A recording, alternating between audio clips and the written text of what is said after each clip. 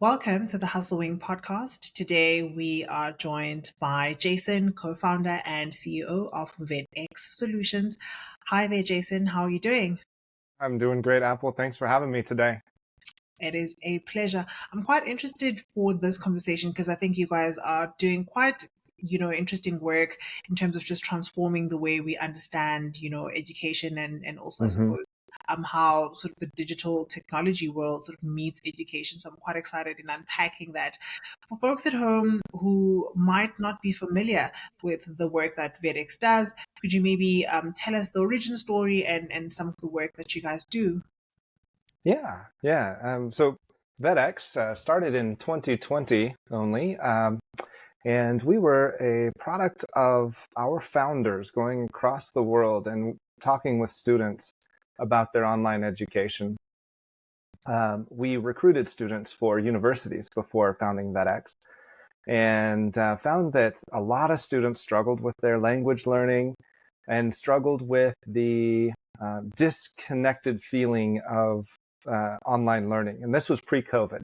So we had started talking about virtual reality and how that could make all the difference in immersive language learning and in immersive learning in general, because online learners would be able to meet in a real space, in a real classroom with professors, or even watch and take asynchronous stuff, but do it together. So you don't need the professor there, but it can be joined as a multiplayer VR experience, which gives emotional and social connections to both the university brand, but also between the students. And so myself, I'm an Oregon State University grad and proud of it. But when I think of OSU, I think of all the things that I did with my friends. And virtual reality allows online learning to really step into the next era of education from its really a lot of the shortfalls that it started with. Yeah. So that was sort of our origin story, is like that's how we got into it. And then what we're doing today is both servicing physical schools and helping them integrate virtual reality into their learning, but also online schools doing exactly what gave us our idea in the first place. Sure. You've worked, for 24 different university programs. Yeah. I'm quite interested in what you've sort of learned over the years, right to the point where you guys sort of created the solutions, because I'm sure there are a lot of things that informed, how you get to this point where you've created the solution that's almost hmm revolutionizing the way we engage learning. Talk to me about that journey. hmm Yeah, sure. So much of education at the higher university level, of course, in the physical sense, you have to be there, you have to sit in class, and you have to take notes at a lecture. We all remember that, right? Industrial learning is what that was. It came about, with the Industrial Revolution, we had to figure out how to scale education to everybody.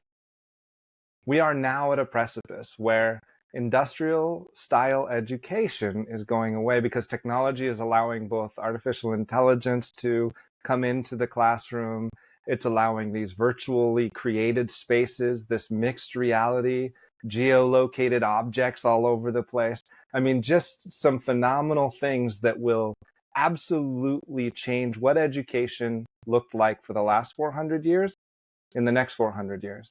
Because previously, when you sit in a classroom and take notes, your long-term memory retention is between 5 and 20%.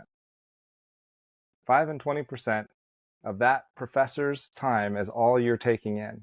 Whereas if you go into a virtual reality experience with that professor or facilitator and learn the material by doing and helping teach others, which we all know increases learning, you go up to 75% long-term memory retention. Now, that is an ROI that everybody should pay attention to. And that is what's going to happen with virtual reality learning. Now, we're in the early stages, and all we see is a bunch of meta characters and things running around in the media, right? Early stages.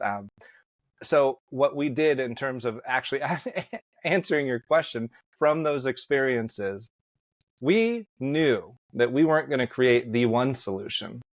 We knew that there were a lot of people doing a lot of cool things in the language space, in the content space, in the system integration space. And these all had to come together. And that's VEDX came together by bringing those people under an umbrella. So our network allows schools and institutions to choose the apps they want. And we partnered with all of those app providers so we could give them the one line of support they need. Because it's such early stages, each app provider was trying to do everything from talk to the school to get the app there to support them and come up with the licensing, all of it. And so VEDX says, hey, don't you worry about great content. We're going to worry about supporting the school. So we stepped in the middle there for all of these app providers, in addition to working on our own stuff. Mm. I'm interested in how the platform has been received. What's the traction like? It's great. That's the first thing. It's really been well received after people get into it. When we go to a school and we run a pilot lab of 25, oftentimes about 50% of the teachers are skeptical because it's virtual reality, it's brand new, and there's a learning curve. Once they see the students having so much fun being in history examples and sitting in the courtroom of Kill a Mockingbird, from putting an engine together, they're like, wow, this really does help students re-engage and get rid of that bored face. The students, the learners, like we like to say in our company, there's learners and educators, no more teachers and students.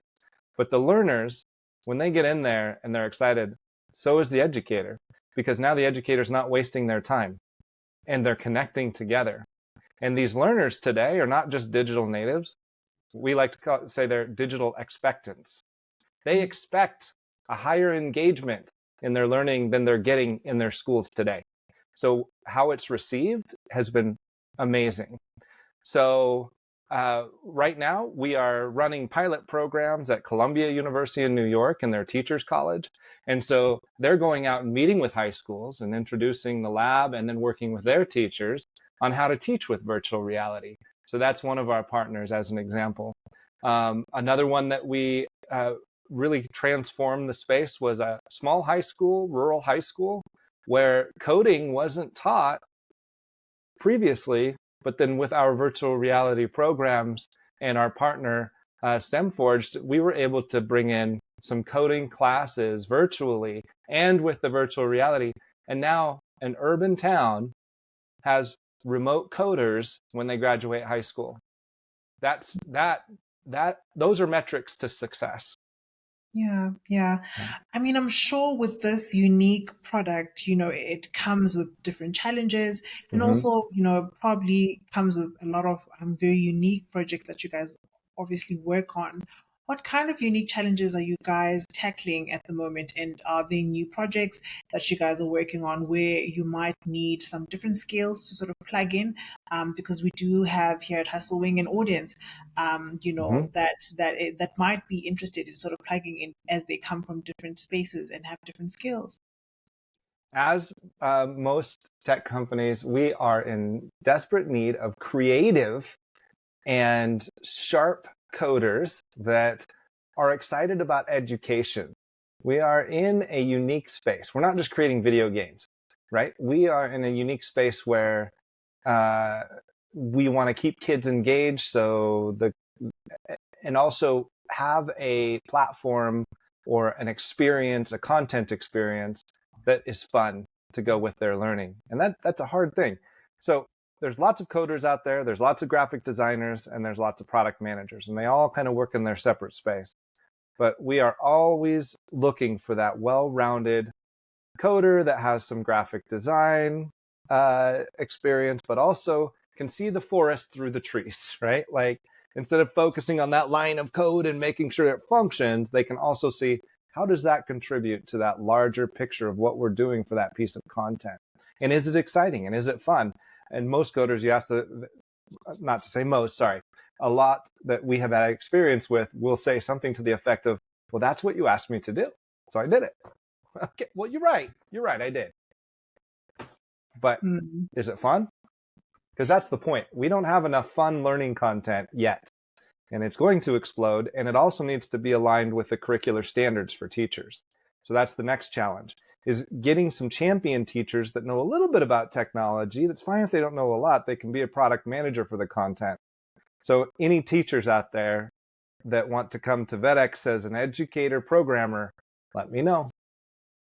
Nice.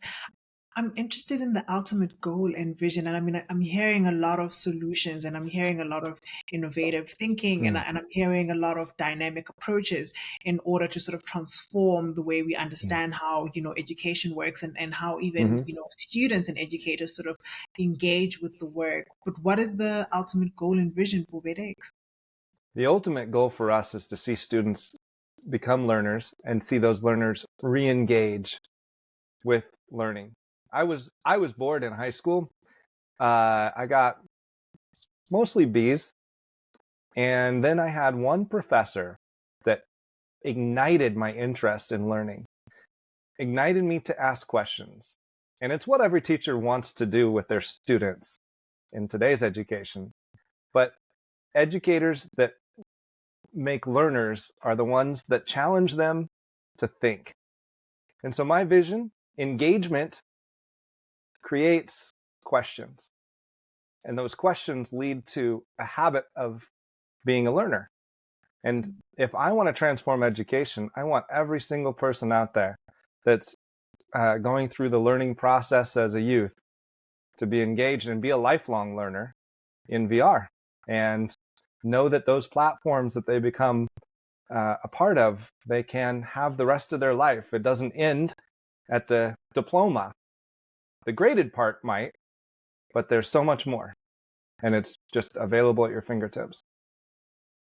Jason, thank you so much. On that note, so we will wrap up our conversation. Really, really appreciate you coming in. It's quite an insightful conversation. Mm-hmm. Yeah, absolutely, Apple. And one thing for all of your audience watching and thinking about the companies they're going to go work for. Our ultimate vision as VEDX internally is to have 4-day work weeks with alternating Monday and Fridays, and to give as many holidays off for family time in the year as we can. So just really, I want to create one of the best workplace environments in the United States. Sure. Before I let you go, actually, for folks who do want to reach out and plug in, where can they find VEDX online? Uh, VEDX.io, so VEDX.io, and that stands for Virtual Education, Deployment, and Exploration. So acronym means something. Thank you so much, Jason, for your time. Thanks, Apple. Really appreciate you having me.